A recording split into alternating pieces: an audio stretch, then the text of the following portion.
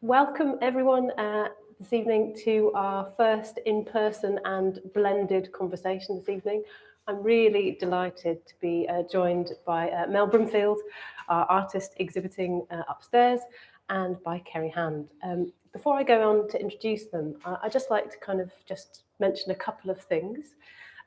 So the exhibition, which I hope you've all had a chance to see, it's on until the 30th of August, and it's open this evening until 8 p.m. if you hadn't had a chance to have a look around. And for those people online, you can view it online as well. So it's a kind of amazing, good experience online with lots of the video, well, all of the videos and all of the sound works available online as well. We are going to be taking questions at the end. So Kerry and Mel will talk for about an hour, and then we'll take some questions. So in the room, that's very easy. Just please raise your hand. And if you're online, please write your question in the chat and we'll read it out here as well. Thank you to people that have donated for the talk. It's very much appreciated. Donations are always really welcome at Tetley. If you would like to make a donation, please feel free to at the end. There's a kind of card and donation box at the back of the room. And if you're online, there's a link going up in the chat now as well. I'd also like to flag up that we have a fantastic edition by Mel that's available in the shop. So if you hadn't had a chance to look at it already, it's a fantastic badge. Everyone should have one. It's a fantastic thing. So please have a look and consider taking one home with you today, or order online. It'll be like QVC, Brian. I did consider doing that. I will. I'll do it. Yeah, so there's merch that needs shipping. Yeah. But yeah, I'm delighted, as I say, to be joined by Mel and Kerry this evening. Kerry is an artist mentor and creative coach. And previously has worked at Somerset House and also ran a commercial gallery, Kerry Hand Gallery, in London and in Liverpool, which is actually one of the ways that Mel and Kerry know each other. So this is not a conversation between strangers. They very much know each other very well, so we get to kind of listen in on some friends and long-standing colleagues having a chat, which we're very much looking forward to. And obviously, Mel is exhibiting upstairs. Mel's career has been exciting and weird. And yeah, from curatorial work to being an artist. And upstairs, the work stems from a 2-year residency at the National Psychosis Centre. And also, the show was really meant to open 2 years ago. So it was meant to open a year ago. So Mel had an extra year, which Mel did not put to waste, and continued to make some new work. Which really kind of takes a bit more of a personal tone, I think, in the exhibition. So we're really delighted to be joined this evening by both of them, and I'm very much looking forward to the conversation. So thank you both very much, and thank you for being here this evening. Thanks, Brian. Thank you. Good evening, everybody. Thank you to Bryony and to Mel and Melissa, Toby, Hannah, and for inviting me and Mel to be with you tonight. I have to say this is my first outing in 17 months, so I cannot thank you enough for joining us tonight. We are so glad to have some real people with us, which is brilliant, and really hoping that we can engage you in some conversation. Both Mel and I are relatively informal in the way we think and engage with art and bigger ideas, so we're very open to those questions at the end, so do save them up for us. I am especially excited because I've known Mel for a long time, coming up to 20 years, and I've been on this incredible creative roller coaster of a journey with her, and we've done some incredible, weird and wonderful things together. And I have to say, for me, coming to see this show has been an amazing, very moving, deeply moving, and yeah, incredible, actually, Mel. And I know you don't like having smoke blown up your bum, but I would like to say what I like about Mel's work, why I've committed to her work over all this time, is because I love the way she excavates the everyday. She's always looking underneath the stone and revealing the kind of weird in the banal and what drives us emotionally, physically, spiritually, but also has a real thirst for making. So the evidence of craft and creativity is ever present. And there are no kind of limits or lines between your version of creativity. So for me, seeing this range of 2D, 3D audio work, and I can see and tell what's developed over the years. So I'm really looking forward to getting stuck into it. But I think the idea of challenging relationships is something that we know has come up in your work quite a lot. So I'd really like to unpack that a little bit with you, Mel. But firstly, I think besides being deeply connected to your way of thinking and making over the years, I really am genuinely surprised and delighted and incredibly moved by what you've produced. And I think it's so brave. So I just firstly want to say thank you, because after the two years that we've had, I think it's not just about mental health and the research that you've done, but for me, it really unpacks the slippery relationship between truth, between imagined worlds, and between our kind of small cosmologies that we build for ourselves. So you have a really complex way of researching and developing your work. So for those who are not so familiar, I wonder, could we rewind from and go back before the Tetley and just tell us a little bit about how the work came about and how your research processes brought all these incredible threads together to start on this body of work? Yep, so thanks everyone for coming. I'd like to say that as well, just before I start speaking. But yeah, no, I suppose, so for a long time, my work's been based around scripted performance in various ways, and that's become increasingly evident that that's the driver for most of the things that I do, whether it's in the drawings or in the audio works or in the films, like more and more. And I make live performance work as well, sporadically. It's like a sore tooth. I sort of hate it, but like, I'm drawn back to it because I really love it too. It's kind of energetic and weird in a way that nothing else is. So it kind of moves about, and I always know I'm heading towards things. So I like applying very kind of inappropriate formats to bodies of research. So as an example, there was a kind of like long-running research sort of project which I did at Sight Gallery in Wilton's Music Hall. It was Henry and Barbara the musical, which was about sort of Henry Moore and Barbara Hepworth and about their intertwined relationship. And it was the idea of flattening these sort of complex lives into this kind of ludicrous, flattened narrative arc that musicals suggest. They have a kind of emotional arc that we kind of understand. So there's all this complicated research around it, but it ends up being some very convincing musical songs, I have to say, that people really liked in quite a straightforward way. So that's one example. I presented sort of unusual sort of cabaret nights that are based around sort of queer forms with performers, people like Dickie Bow, who kind of work very much in that theatre making kind of queer cabaret access. We've made a number of pieces together. We made a cabaret on a boat based. It was a beautiful kind of. It's one of the last working steamships in Europe. It goes out to sea, and it was in this tiny little saloon gallery, and that was with John Hansard Gallery on a boat, and it was about John Osborne's The Entertainer. Really obsessed with kind of like histories of showbiz that are kind of deteriorated and lost. So variety theatre is always a backbeat to lots of things that I think about, this virtuosity that was performed night after night after night for years and years and years, and then kind of has just sort of disappeared with the advent of radio and TV. You know, you can spin a giant cartwheel on your face, but as soon as you do it on telly once, that's it. You know, you might have a 20-year career touring the country doing it.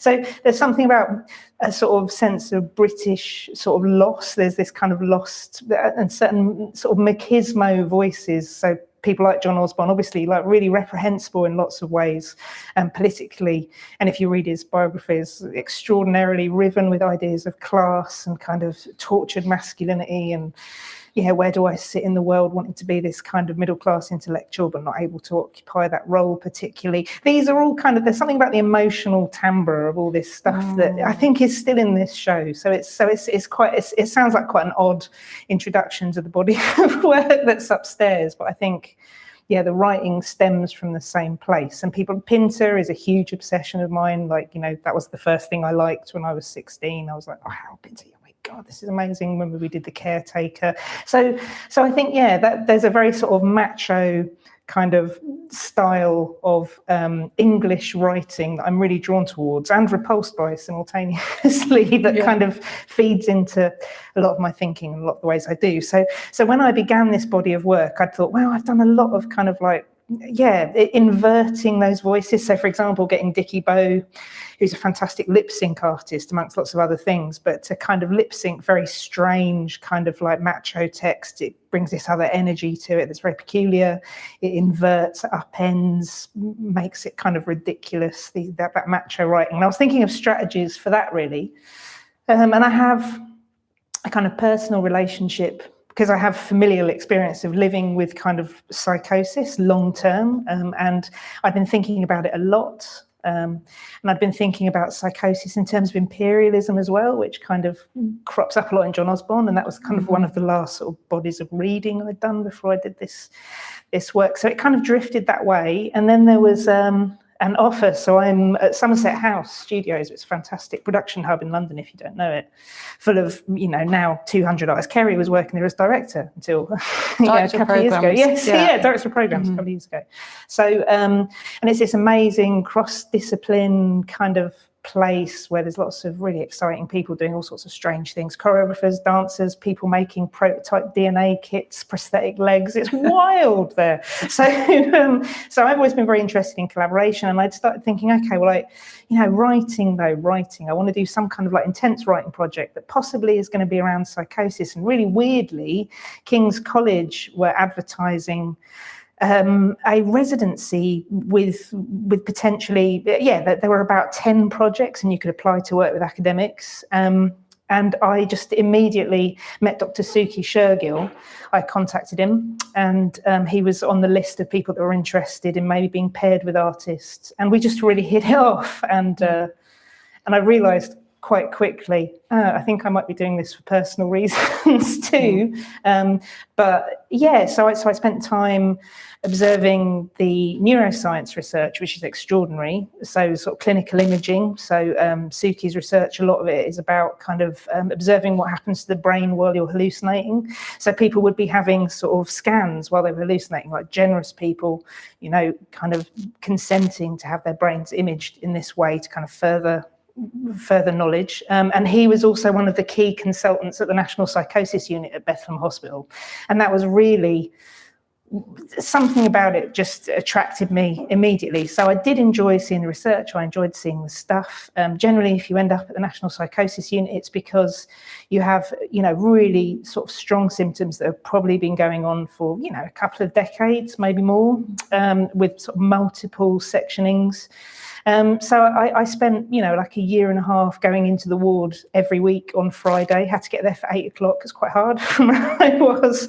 And I would make a cake every week because that was the least I could do, because everyone loves cake in a psychosis ward, to tell you now. Everyone's very excited when the cake arrives, and I'd make a sort of gluten-free, sugar-free one, and then I'd just make the one that so people would have cake. And that became really my role in the room as far as everyone was concerned. But it was about compassion and listening, because it was about listening to people's experiences on this real edge of human experience that most of us will never face. And I found it incredibly moving. So there was something about, I don't know, those two things. I had thought that I would begin by making a lot of kind of abstract, metaphorical, scripted audio works, possibly leading into films that would think about cognitive and linguistic malfunction and how that relates to speech and utterance and voice. But it very quickly changed. So I guess that's where it started from. So that's a long answer to what you said. But because something that sort of connects quite nicely to the work that you made, influenced by Samuel Beckett at John Hansard Gallery with the disembodied mouth. And there's something about that kind of dislocation that you've been interested in for a long time. So you're starting to get to know people, you're starting to listen deeply, connect with people and gather kind of materials, but you obsessively watch TV, films, read books. What other kind of research elements crept into the process?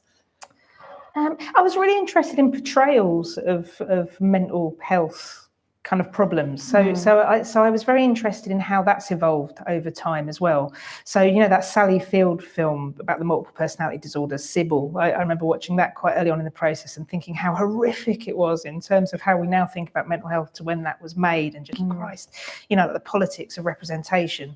So thinking about that was something, and almost kind of like, yeah, the sort of to things like Bucket of Blood, you know, where somebody's this sort of Hammer horror film about a guy who's a kind of outsider who's neurodiverse, we would say, but he's kind of making these kind of plaster casts of dead bodies. It's really strange. So it's kind of like, I don't really know how to, it sounds really irresponsible and strange, but it's kind of like a real sort of fog of, yeah, inappropriate, appropriate, sort of like hysterical, like, yeah, representations of hysteria, representations of that. And it's really interesting that actually when you know the kind of clinical symptoms, a lot of these representations are really very closely related to what's reported. So that's why they become cliches and stereotypes. So that's quite interesting too.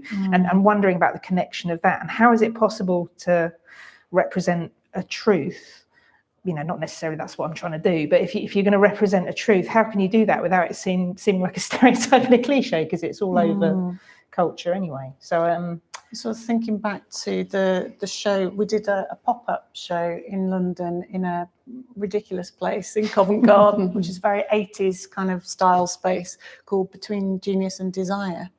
And you, again, the male voice and that kind of slippery slope between creativity and representation of the self kind of came up in quite a lot of those films too, didn't it? And restaging and representation. It's funny, yeah, I hadn't really sort of made that connection, but yeah, I was really interested in the way that artists who suffer are kind of represented in this ludicrous way throughout. So I've always been really obsessed with that Kirk Douglas film, Van Gogh, sort of gurning and running around and being completely bonkers, you know, so that's great. And Between Genius and Desire comes from the trailer for that film, Lust for Life it's called. It's worth a watch. It's Technicolor, gaudy. Yeah, it's great.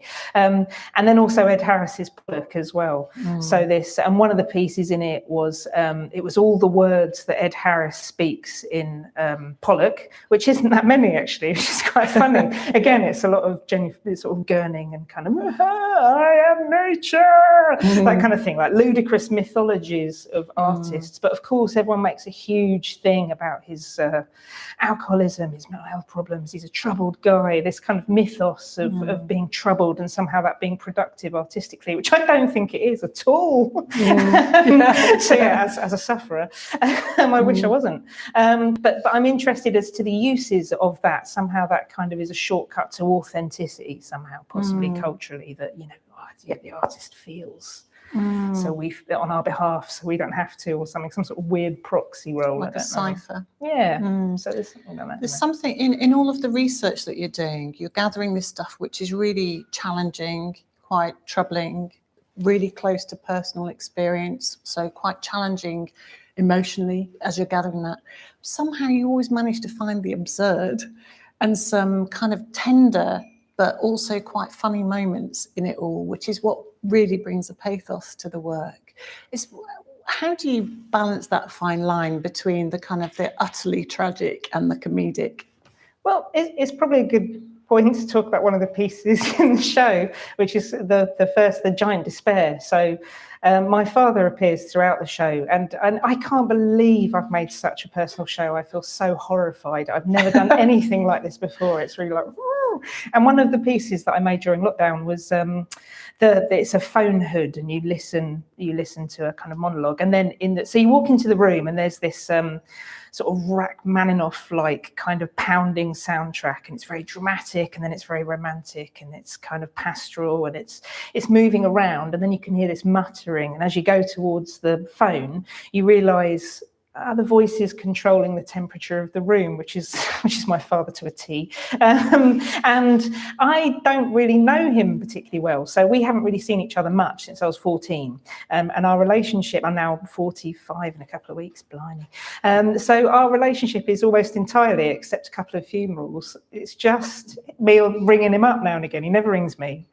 I ring him, and I describe it as a bit like a sort of conch shell. So it's like he's still talking from the time before. There's no change. It's so weird. It's like this kind of odd, and again, sort of very Becketty. It is quite a strange experience. I never know when I'm going to do it either. That's weird too. I just find myself dialing the number. So the piece kind of replicates this kind of strange. It's written in a totally unstructured way. It's just a series of reminiscences that. Yeah, reflecting on family narratives. Some of them are true. Some of them, well, the one about the corned beef is true. Just in case anyone cares to listen to that one, that is true. But some of them are exaggerated. So it talks about his career as a sailor in the Navy, and that was always this mythical thing that I had no access to. And he just uses the same phrases to describe things. I couldn't live with your mother.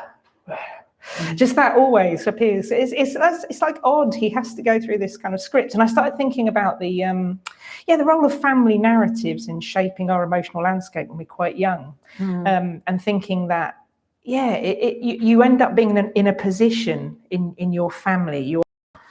You're ascribed a role, and it's quite hard to break out that role when you're older. You feel yourself sometimes you meet people who remind you of your parent or your brother, and you find yourself doing the same things that you did. You become sort of acquiescent or like overly subservient, or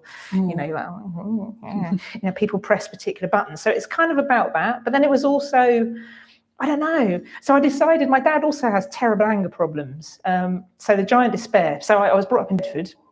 And Bedford, everyone's really obsessed with John Bunyan. I don't know if you, probably none of you even know who that is. But so he wrote The Pilgrim's Progress, very famous kind of work. But he wrote it in Bedford prison. And Bedford is horrible. And this is their only claim to fame. So it's a big museum, or it was when I was a kid in Bedford. And there was a really odd, lumpy waxwork of John Bunyan, apparently writing The Pilgrim's Progress that I've been obsessed with my whole life. It's gone now. I wanted to try and get it in the show somehow, but no, it was no good.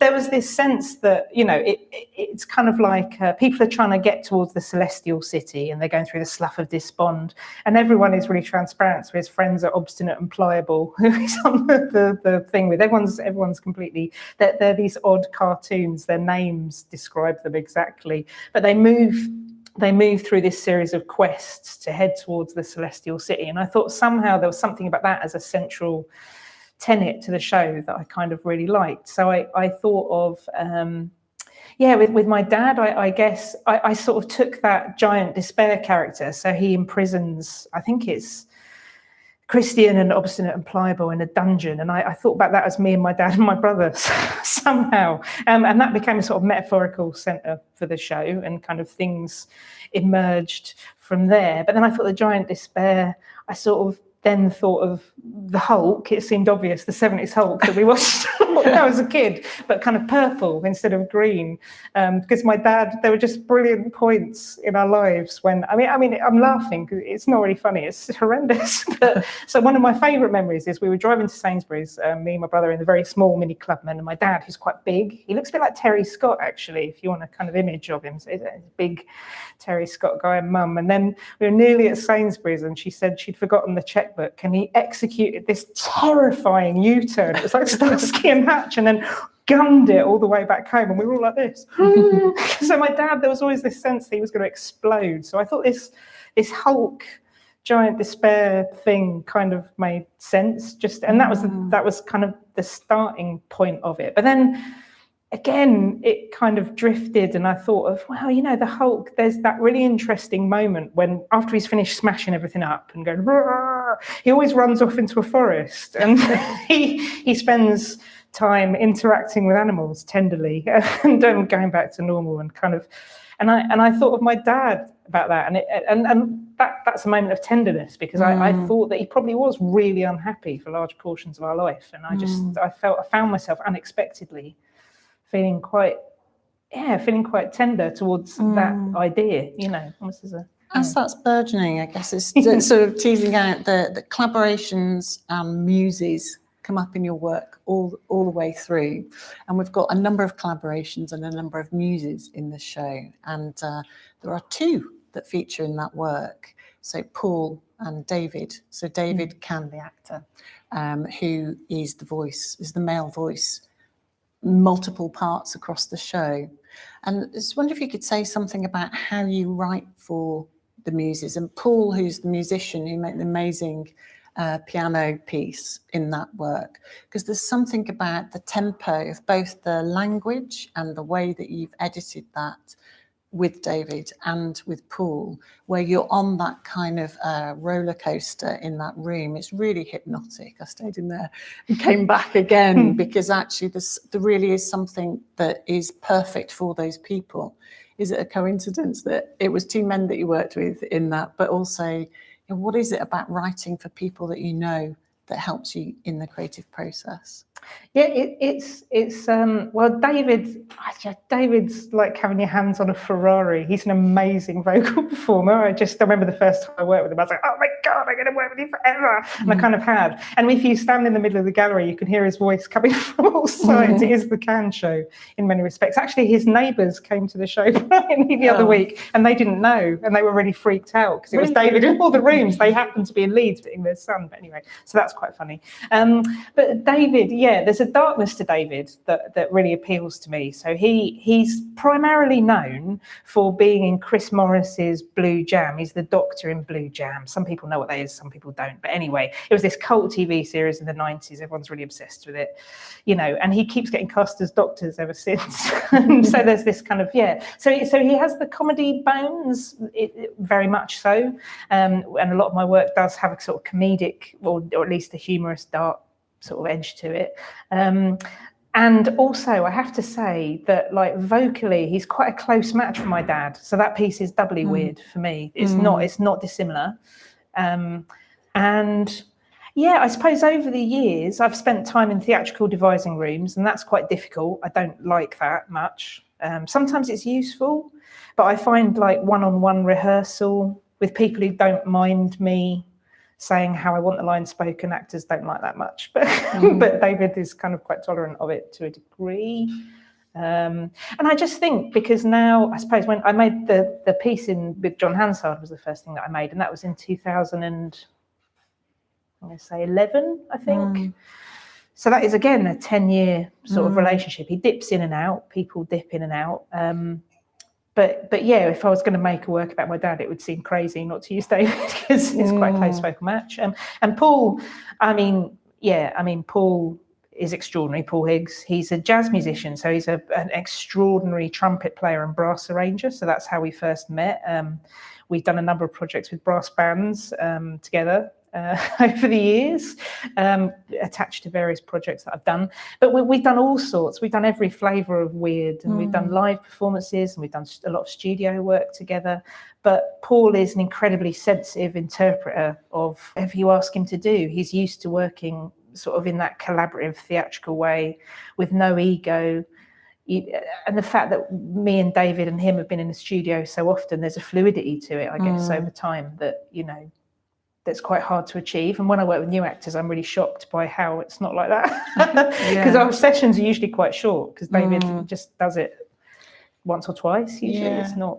I know that's normal for you. Yeah. But just for us, it's quite, because you're obviously trained as a visual artist, and you've moved and you've worked with all kinds of people in cabaret and actors and dancers, and you've had like dancers doing a big Rubik's Cube dance at Camden Arts Centre. And so you have an extraordinary range and fingers in lots of different pies. Just the nitty gritty in terms of describing what you want. Obviously, you've got the text that you're giving them. It's very visual, lush text, isn't it? And so it's very, it's very visually rich in the way that you write. And also working with Paul, how do you describe what kind of vibe you want from both of them? Yeah, it's a good question. With Paul, I'll usually give a sort of palette of sounds, songs, things to look at. So for the soundtrack for my dad's piece, he reversed the Rachmaninoff and played it because he can, and then changed it and adjusted it. So he'll start with something quite literal often. But then in the Ungeziefer piece, which is the really sort of sonically complicated Kafka Red Room piece, that was a very complicated sound design job. So it's lots of backwards and forwards, rewinding, stop. So, but that was one of the hardest to make. It was one of the things that evolved in the edit as we wrote it, because I'd written a script that didn't really work. This is the weird thing, because normally if you do radio drama or you do theatre, you have read-throughs, the writer goes away, you know. In terms of art, economically, that's never an option for me, really. It's just like I have to have it ready for the day we're recording it. So if you've got someone that just isn't getting it, and that's happened often, I've done a lot of things that just resulted in really terrible recordings. Thank you, everyone who's helped me. But sometimes it's my fault. The script isn't good enough. I haven't, you know, it's not robust enough. So I don't know. It's kind of like a weird. So it's kind of safer to write for what you know. But I am thinking I'm going to stop doing that and try and be a bit braver and do something a bit more. But nevertheless, having those consistent people for this show was right, because of the concept of the multiple personalities across the site.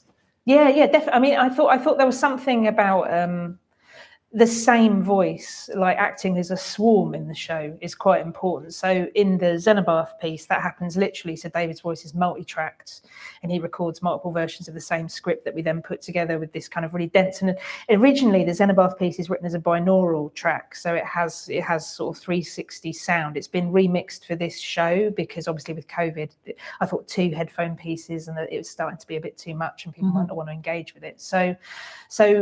So yeah, that again, that kind of evolved over time. That I sort of did a sort of test showing of that with Kings, and then but then the physical staging is completely new. You know, it's yeah. Can you talk a bit about the staging, Mel? Because you have very strong visual references that are often like drawn from TV and stuff from the 70s. It's very personal references that kind of reoccur. Just thinking about that audio piece with the kind of the stage flats.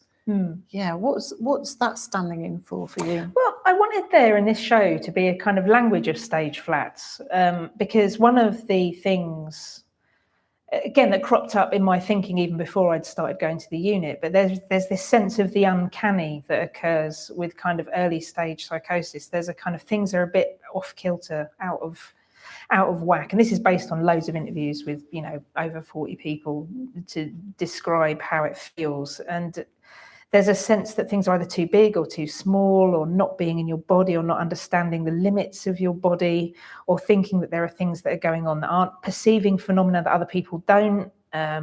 It becomes a really discombobulating set of things, and it's trying to piece together a really complicated jigsaw. So I thought there was something about the idea of stage flats that are pretending to delineate one space that in fact are really obviously fake. That seemed to kind of make sense. And with the Xenobath, I was thinking, which is the flats that look like a kind of, it's a bit like a sort of model surveillance room in a way. It was this idea, I suppose I became really interested in hallucinations and what the status of them is in relation to memory, actually. So a lot of people who are well now, who aren't currently experiencing symptoms, aren't perceiving phenomena that other people aren't, they would describe those memories of hallucinations as being as vivid as anything that's kind of real or, you know, in the world that everyone else is perceiving. So I wondered about, philosophically, what is the status of a memory that only you have, only a phenomena that only you have seen? I was quite interested in that. So this idea of a sort of surveillance room where all of these kind of, it's a collective script, it's a collective testimony of hallucination, that room, basically. So all of the things that are in the script are things that I've collected through conversation with people who very generously shared their experiences of psychotic states and psychotic breaks at various points.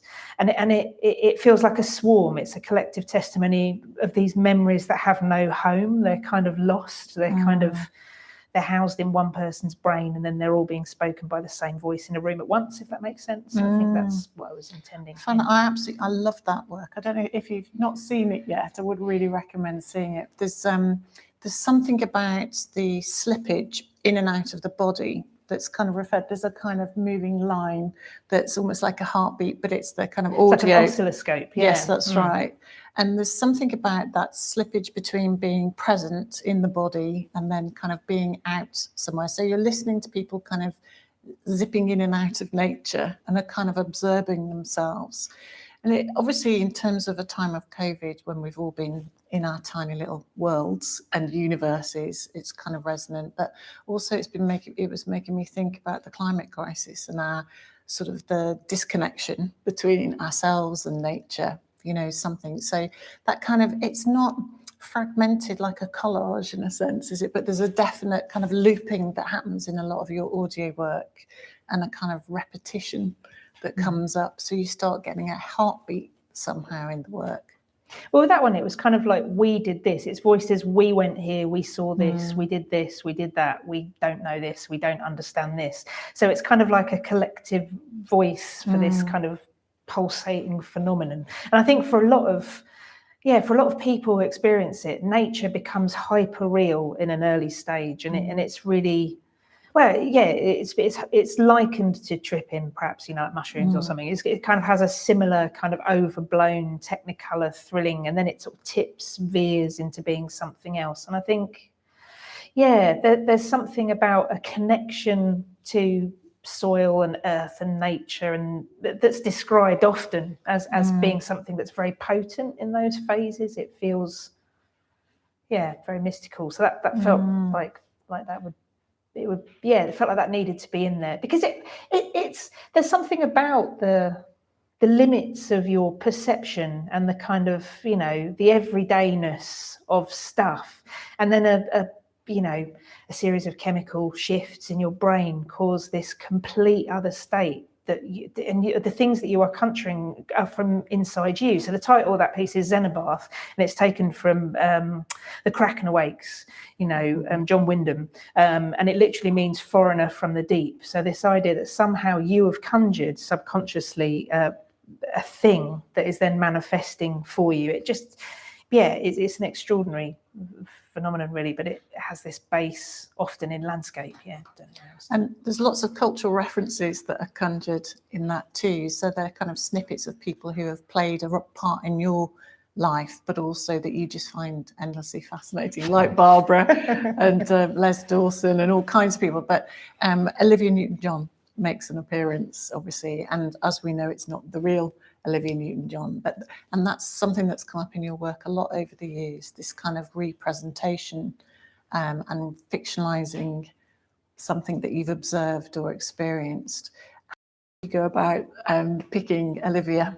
I know it seems very weird, but there's a real logic to it. So I've been really long-term obsessed with that TV programme, Stars in Their Eyes, from the 90s. A lot of people, if you're younger, you won't even have seen it. You won't know what the hell I'm talking about. But YouTube, it's a good time. Have a look. And I was really, as a kid, I loved it. I just always loved it. I wasn't even much of a kid. I was older. But I think it's such a weird skill to be able to sound exactly like someone else at a particular point. So early on in my career, I did a show with 3 people who'd all been David Bowie on Stars in Their Eyes, and it was a radio recording, and it was so amazing because there were moments where you could not, if you closed your eyes, it was David Bowie, but then it'd slip out of it again. So being at the real event and then hearing it afterwards was a really strange kind of thing.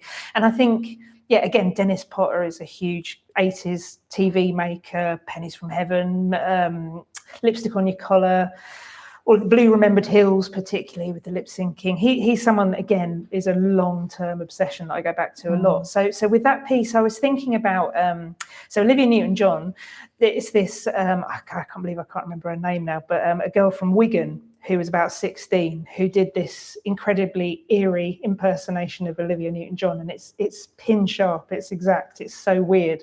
But they've dressed her and they've managed to make her look about 37. So she's in these weird kind of baggy tights, kind of, yeah, and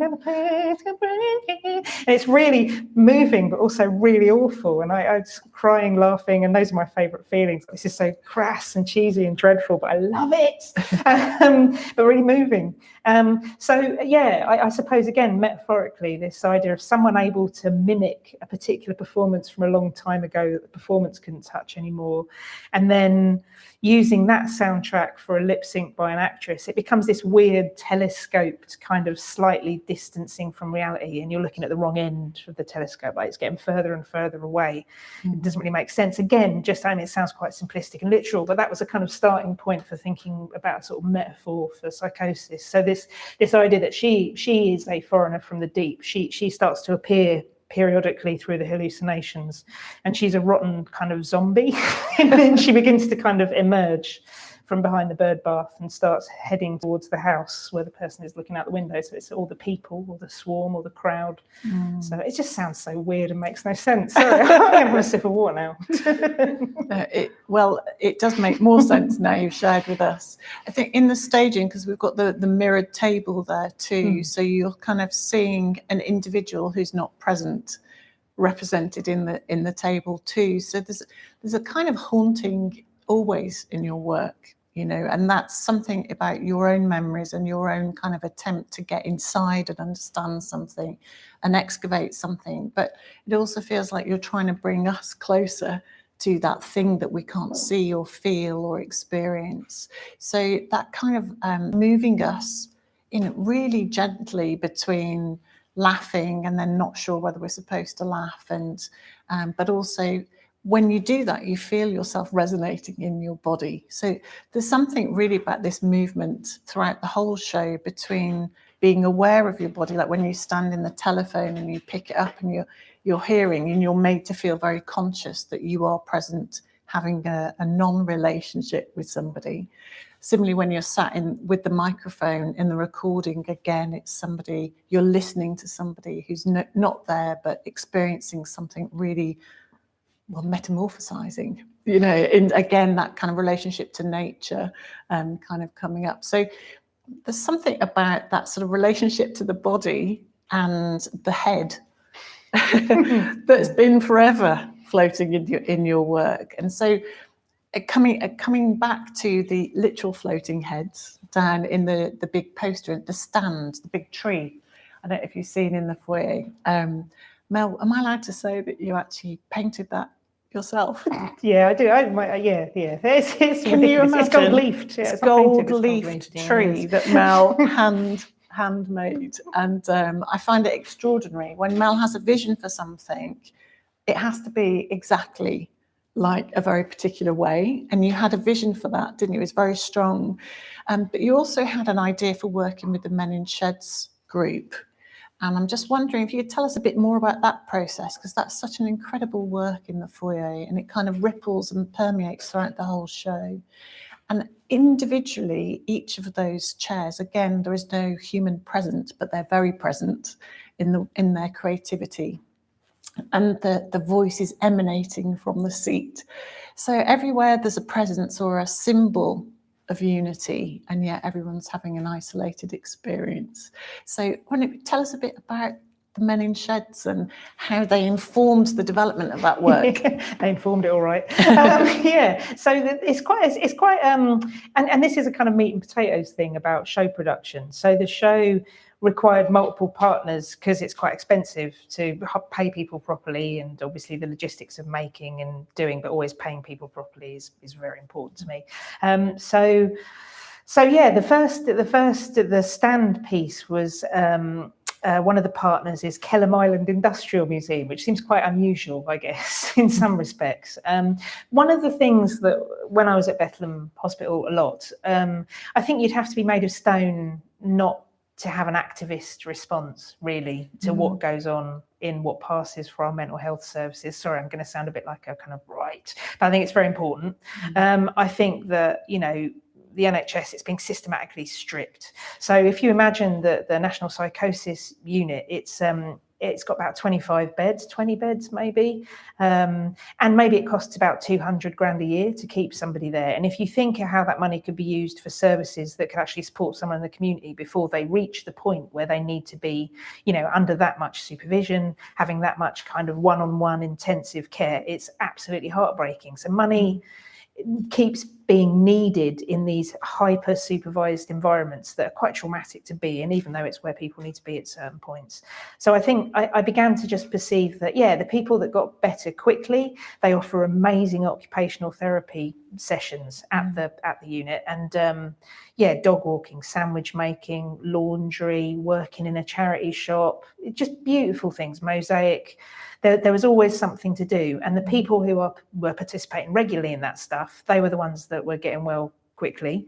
But quite often you get to a point where you're well enough to exit, and then the provision of services afterwards means that you don't have the support to continue this fantastic and extraordinary recovery you've made over quite a short period of time. So I found that really, well, just moving, depressing, you know, and over the course of a couple of years, you would see people come back and you just think, oh, you know, it's...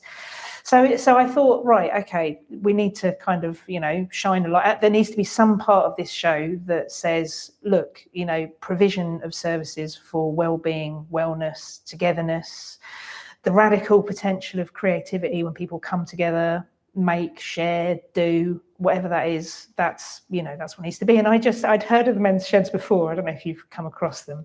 There's 500 of them in the UK, and Men's Sheds Cymru as well, who've also participated. And they're basically, mainly groups of self-selecting post-retirement age men.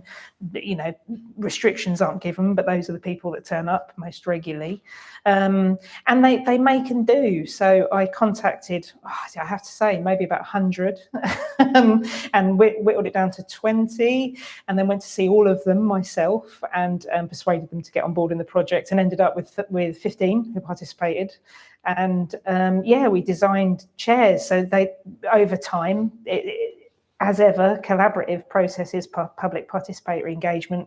The longer the process, the better the result tends to be. So it required multiple visits. It's ruinous and quite stressful, but really lovely, and really got to know the guys and just talk about their designs. It felt like a collective bringing together. And we talked about objects originally, what were the objects going to be, but somehow the idea of a circle of chairs in every workshop I'd been in, there's also been workshops in prisons that I've done with Gwyneth Herbert, the fantastic composer I've worked with on the project. So we went to HMP Park and we did a few days of songwriting workshops with prisoners there. We also worked with neuroscientists and researchers. We worked with Maudsley Choir, which is made up of doctors and clinicians, and also patients, a mental health choir. The idea was to really try and propose this kind of non-hierarchical sort of space of healing where we're all thinking about, you know, the potentials of what it means to be together, to think about how we might maintain our wellness. So that was the thing. And the men's sheds, it's just kind of like, for some people, it's a total, I don't know, it's a way of keeping going. Many are widowed, many are depressed. It's front-footed as a kind of mental health charity. And I just thought that it was an army of retired engineers, soldiers, miners. It's very moving, the people who participated in it. I see them all stood around the chairs. I don't expect other people do, but each of them are about sort of 5 to 10 people who've kind of made a chair together to represent their shed, and then I've reproduced their signs around the walls. They always make really fantastic idiosyncratic signs for their sheds. So it's it's a quite straightforward celebratory, you know, pan to what it means to kind of come together and make stuff. Straightforward's not the word that would come to my mind. I mean, it's in effect. I mean, it's like It's an incredibly challenging thing for one artist to bring together so many collaborative partners. And I know you had a little bit of extra time because of COVID, but how did you manage all of those voices to create something that was so unique? Well, it's about listening, I think. A lot of it is about listening. And so, for example, when we worked with the choir, More Than Just a Choir, and we went to their rehearsals to listen to the voices, to hear what was strong, you know, what we could work with, what can you write that the voices will be able to comfortably sing, how can we support vocal range. So when you're, you know, working with a group who are neurodiverse, who describe themselves as vulnerable, some of them, it's really a case of listening, collaborating, corresponding. It takes time. That's the thing. You just have to put the time in and develop those trust relationships, and that's when it works really well. What did you have to edit out, Mel, to get to that point? What did we have to edit out? Is there anything you're disappointed that you had to edit out? Well, so initially the idea was I wanted individual voices on lots of speakers. I was thinking about that beautiful Janet Cardiff piece, that motet piece. I was thinking about that, but then I realised that's a lot to ask of someone, to be a solo voice, that someone can stand near a speaker and just hear your voice. And actually the collective voice, it needed to be that instead. It just became quite clear. So you just had to adjust the process as we were kind of moving along. So they were happy to form in clumps of maybe 4 or 5, but nobody wanted to be a soloist, really. It was kind of like, but then that seemed really lovely in terms of, and then Gwyn's voice is in amongst as a kind of like elastic kind of container to help fill and... Yeah. So, and also then the polished platform that everything's on. The idea was to try and present them as a trove, a kind of precious trove. Look at the V&A, you'd get some kind of precious music box. You're thinking about Fabergé eggs for a while. Yeah. So this idea that these are sort of sacred and special objects that have been collected from really specific sources. There was some thinking around that in it as well. There's always such a massive element of risk in all of your work. Working with those people, because you didn't quite know what you were going to get in those chairs, and so just thinking about what your vision is, and then coming to terms with what stuff other people create. How do you make peace and pull that together so it still feels like your work? Yeah, I think it's about being quite straightforward. Straightforwardness is appreciated, and actually people want to. So I gave them a diagram. It has to be this height. It has to have a hole in it here, and they were like, "Oh, it's like a commode." Everyone said that. So it can only be this height, and it can't be taller than that. So I gave those things, and we discussed, and some ideas were presented. And I was like, "Well, maybe that's not quite right," and some discussions around that, But yeah, the idea was that the staging would make it uniform somehow. That this kind of platform, and then all the names, it felt, so each individual object, it then has its own integrity because it's being presented as a whole rather than you focusing on them in a row or something. I don't know. It just has to shift about. It has to shift about. Our ideas for the composition were really different at the beginning. They shifted about. You have maybe 3 or 4 sessions with the choir. What can you do in that time? You identify voices. You have to shift the composition in relation to the voices. And then when you're recording it, there were some quite wild recording sessions. They were real fun. They were lively. And then you realise you haven't quite got what you need, so you have to improvise quickly. It's all that sort of stuff, really. And then it just sort of forms a shape, and it's what it is. So that is a bit scary. I know there will be other people who've got some questions here, but I just have one. Before I open it up, I just have one question because, as you know, I spend all my day, every day, talking to artists, and curious about creative introverts that put themselves on the line in order to connect with others. And I know, we could both say that we're both creative introverts, if you like. And I know just how challenging it is anyway to make work and put it into the public realm. This is extraordinarily brave, Mel, to really dig so deep and to make such pertinent, sensitive, playful work about mixing up your past and also reaching out and being honest. I think it's a really deeply honest work. I'm curious, what are the rituals or processes that you use in order to be that brave? Besides biting the carpet, or cats. How do you bolster that resilience? I think it's changed over the years. Writing. I just have to allow myself to write whatever I like now. So I try, I don't succeed very often, but I try and just sit and write from my head. I was doing actually a workshop this year at the RCA where I'm a tutor also with Deborah Pearson, who's a fantastic theatre maker, script writer. And she was describing a process for the students of every day she sits down and she writes for 2 hours. and just is whatever she's obsessed with at that time, and she's managed to continue that even though she's had a baby. She's just that. And she said, and then when you get a commission, it's like those old Play-Doh barber shops. You've already got a ball of stuff, and you just need to push it through the holes. It comes out in a particular way. I really took that on board actually. So I'm trying to just generate stuff all the time. So that's been a shift. I didn't used to do that. It's always been quite difficult and to write things. So that I don't know. I watch a lot of rubbish.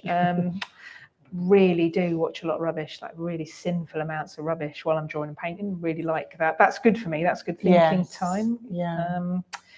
I don't know. I don't know. I think you just have to, and even more so than ever during lockdown, I couldn't possibly imagine that this would ever be a real show. So, there was a sense that like, oh, well. Devil maker. Yeah, and I hadn't seen anyone for months, so I was writing all this really personal stuff as my dad. I mean, I don't think I'd have done that at another point.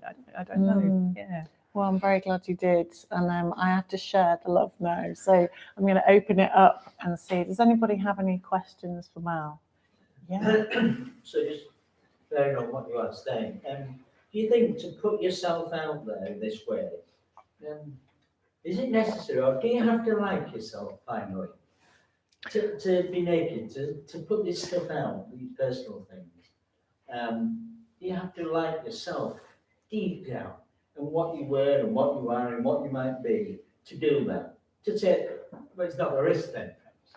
What a big That's question. a good Do question. you have to like yourself? I hate myself. Oh, God, I can only say. Really? Oh, I can't. No, honestly, I find myself in tolerable company. The lockdown has been dreadful for me for that respect. Yeah, I miss my friends so much. No, I see what you mean. It's like, God, on the one hand, as soon as anyone starts talking about catharsis or any of that stuff, I feel really sick normally. Like if I'm in some sort of art conversation with a student or something, it's not for me. It's a category, certainly for my own work, although I admire people who do things in that way. I don't know. Do you have to like yourself? Do you have to like yourself? I suppose you have to believe that it might be of value to somebody to share your experiences. Perhaps that's how I'd frame it. That I feel that, so it felt like a reciprocal gesture to kind of delve into some of my own lived experience of these mental health issues that are throughout my family. There's all sorts of problems. And I thought, well, one, I have skin in the game, that I have a right to kind of participate in these discussions and make work about these things. But also, maybe it will help. Maybe there's something that, is relatable and, and certainly I've got to say, I've had a lot of feedback from people that suggests that is the case. I do. I think being generous is the gift of most artists, that they're willing to share and add value to our lives because they're willing to go there. So I think it's a really interesting question. Thank you. Anybody else have any other questions? It can be really practical stuff as well. It doesn't have to be, just like, what? How did you? Oh. Anything at all. Don't mind. Do you think because when you talked about when you were in King's, I think it was, and you were saying how extremely generous the people were there with sharing their hallucinations even. So that's so sort of deeply sharing. Do you think that had an impact as well? Being around all these other storytellers telling their own stories, you felt you couldn't just show those. Oh, absolutely. It felt like some reciprocal offering on my part was essential, and that was what was missing from the show. So I felt that, what a privilege to people at the brink of, human experience sharing. And sharing with researchers, and giving their permission repeatedly over years to try and kind of, basically the National Psychosis Unit is to have people at the forefront of these experimental techniques to try and solve the problems. They've got the worst problems. They need the help most urgently. So they're carers, and it's also ethically carried out. I should say as well, because this is an issue and a question, I know. So as an academic, I do work at the Royal College of Art. I'm subject to review for all of the work that I do in this kind of research capacity with King's, and obviously King's are too. And they had a monitoring board, which every part of my interaction with Bethlehem was monitored and managed and very carefully reviewed. So that's really important to say. But I just felt that people offering themselves up as subjects to try and kind of help other people who may find themselves in the same experience was extraordinary. I just thought that was really extraordinary. To offer to go into an MRI scanner when you're hallucinating, I mean, it's an extraordinary act of generosity. So definitely, I think that's a really good point. Yeah, I felt that there needs to be some. I think that's something we've all seen and experienced over this last couple of years, isn't it? In that we're all coming to terms with a vulnerability, and you're finding people are willing to share, which I think is why it's so pertinent that the show landed at this time, that actually people acknowledge and accept there's a challenge for all of us each and every day, that we can relate and hopefully have more empathy and care for ourselves and for each other. Any more questions for Mel? Well, I think that the layers and layers of work that you've helped unpack, I think it's fair to say, Mel, that the show continues to resonate. It's had a journey through 3 different spaces, hasn't it? So I think something that I would love to encourage everybody here is just, I'm so glad that you came out to be with us tonight. And certainly for me to see so many brilliant faces and for us to be together, but also just how important these spaces are as art spaces, you know, where we can talk about so many different kinds of ideas in the world and come together and ask each other honestly how we feel and think. So please do continue to support brilliant artists like Mel and places like the Tetley, because we need them more than ever right now. And I think it's fantastic that you've also highlighted some of the incredible organisations and people that help all of us feel and experience the world a little bit better. So unity is power. So thank you, Mel. Thanks to everybody for coming. And unless anybody has any urgent questions, we're going to hang around a bit. So do feel free. I guess masked on. If you want to come up and have a chat, please do. I'm just going to check in one last thing. There's some questions from online. There are some questions from Excellent. Thank you, Alice. So Tay Page says, fab discussion. With the huge variety of elements of your research and the exhibition, do you think you'll continue some of these themes in the future? Yeah, that's interesting. I mean, well, actually, yeah, I will. So yes, I will. So there's always something you ended up not making for the show that sort of drifts into the next thing. And I had this sort of thought about psychosis and imperialism, and I again, this sort of metaphorical idea of imposing your will onto somewhere else that you have no knowledge of. This is how things should be. Again, it's this hubristic machismo thing that I'm always kind of drawn to, and there was something about that I'd started writing for the show, and I sort of thought, this is a different show. It's a different shape of thing. But yeah, I've written a kind of monologue as a kind of the voice of imperialism, who is in a sort of Victorian sort of dripping wall mental asylum. It's really weird. And I just thought, crumbs, I'm not sure this sits next to the other work at all comfortably. But I've started researching around, economic botany, actually. So it's drifting sort of via psychosis into economic botany and thinking about histories of how things are bought and sold, and the sort of legacy of colonialism in the most banal, simple things that you don't, even in these trainers, rubber, of course, there's a history of colonialism in them. So there's something about that I find really, and I've been going to Kew a lot and looking at their archive, and I've been talking to economic botanists who are really interesting and know a lot about really specific types of bark, which is quite exciting. I really love a specialist. So yeah, I think it's kind of drifting into that, but it's like again, in common with everything, there is something, the thing that persists somehow is this idea of monologue voice that persists as a methodology. And yeah, I think that macho hubris, I don't know why, well I do, look, there's the giant despair. This is turning into a therapy session, I should stop. But yes. Anyway, yeah, so plenty to keep you occupied. Thank you. Any more questions from online, Alice? Just some lovely comments, actually. So Rosie Gibbons says, thank you. Julie says, super, thank you both. Rebecca says, brilliant talk. Thanks, Mel and Karen. Oh, that's nice. Well, And I'd like to say as well, Ro Hardacre is in the audience, and he's one of the Tetley Associate Artists, and he was at the RCA years ago, wherever you were, whatever, you know, you have a Tetley Association, and a bit like Amazon, you know, if you like this talk, something else to look up as well afterwards. Sorry, he's going red there. They go red. Don't like it. Yeah, sorry, they. so Mel, thank you for an amazing show and for being so generous with us tonight. Thanks. Is there anything you'd like to add? Just thanks for coming, everyone. Thanks for coming. And yeah, and really nice to see some familiar faces. And yeah. Thanks. Thanks, Mel.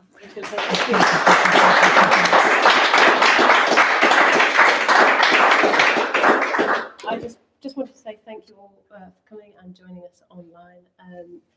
And if you have enjoyed the talk, we'd love an audience finder. So if you wouldn't mind just doing some evaluation for us, it is much appreciated.